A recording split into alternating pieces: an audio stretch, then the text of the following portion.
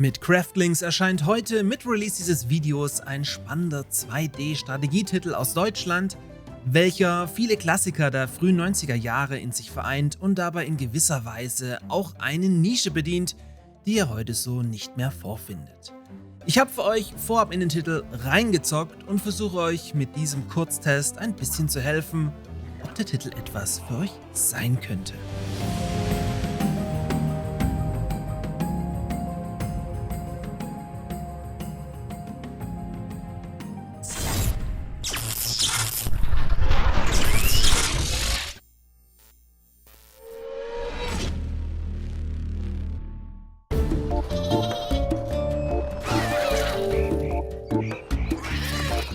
Dieses Video wird euch von Instant Gaming präsentiert, die mit Flockers für ca. 2,60 € auch den passenden Titel zum heutigen Craftlings im Angebot haben.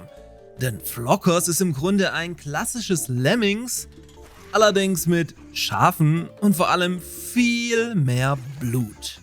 Falls euch das so abgedreht ist, bekommt ihr bei Instant Gaming aber auch fast alle anderen Spiele günstiger als via Steam und Co. direkt und könnt so jede Menge Geld sparen. Außerdem unterstützt ihr mit einem Kauf über meinen Partnerlink zusätzlich diesen Kanal.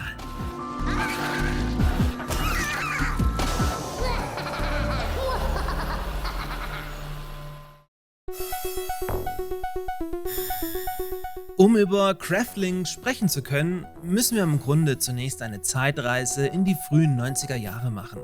Genauer gesagt ins Jahr 1991, in welchem ihr in Lemmings strunzdoofe Lemminge durch eine Map begleiten musstet und dabei möglichst viele lebendig am rettenden Ziel abgeliefert habt. Also abzüglich dem ein oder anderen Kollateralschaden. Craftlings aber nur auf Lemmings runterzubrechen wäre zu einfach und würde dem viel komplexeren Neurelease auch in keinster Weise gerecht werden, gibt aber im Grunde schon einen großen Teil des Game Designs vor.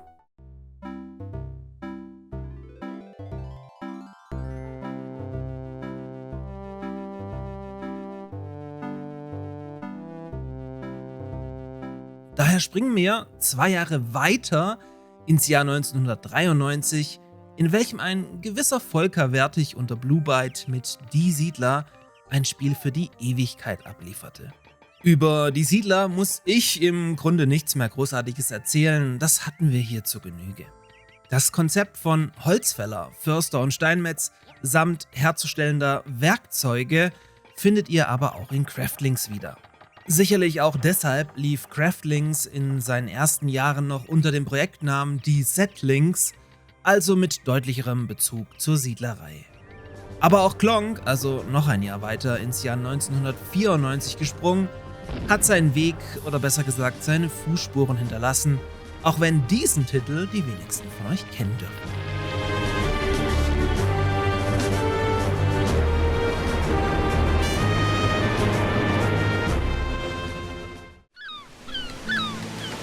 Schwieriger zu beantworten ist da dann, ob Craftlings jetzt mit diesen Inspirationen nur etwas für die heute weit über Ü30-Jährigen ist, oder ob der Titel, der sich auch grafisch sehr an dieser Zeit orientiert, ein jüngeres Publikum begeistern kann. Denn das, was Craftlings jetzt am Ende geworden ist weder Die Siedler noch Lemmings noch Klonk, sondern tatsächlich etwas völlig Neues und in dieser Kombination auch Einzigartiges. Hinter Craftlings steckt der Ein-Mann-Dev Ariano, welcher 2005 als Student von Polen nach Berlin zog und heute in Brandenburg wohnt. Craftlings ist sein erstes Videospiel, dessen Entwicklung er 2021 begonnen hat, also für rund 5 Jahren. Wie vor über 30 Jahren in Lemmings stolpern zu Beginn einer Partie eure Craftlinge durch ein Portal auf die Map, auf welcher sie jeweils so weit nach rechts bzw. nach links laufen, wie sie können.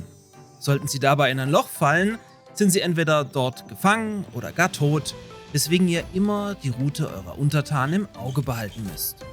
Allerdings könnt ihr diese, anders als früher, mit einem simplen Klick die Richtung ändern lassen, was diesen Stressfaktor ein gutes Stück entschärft.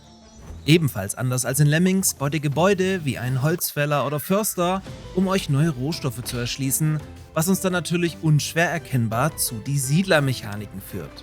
Damit ein Craftling einen Baum fällen kann, muss natürlich vorher eine Axt hergestellt werden. Und falls ihr Steine abbauen möchtet, ihr ahnt es wahrscheinlich schon, richtig, eine Spitzhacke. Produktionskettentechnisch werden sich also Siedlerveteranen hier sofort zu Hause fühlen.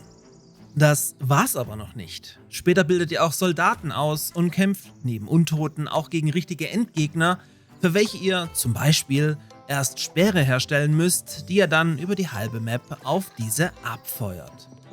Umfangmäßig bietet euch der Titel 12 Singleplayer-Missionen an, die euch ca. 20 Stunden beschäftigen werden. Wer möchte, kann danach jede Mission dank Timer danach neu starten und so Speedrun-mäßig seine Zeiten verbessern. Für Multiplayer-Only und Koop-Fans ist das hier also entsprechend nichts. Craftlings erscheint am 15. Januar 2026 auf Steam und kostet zum Start ca. 15 €.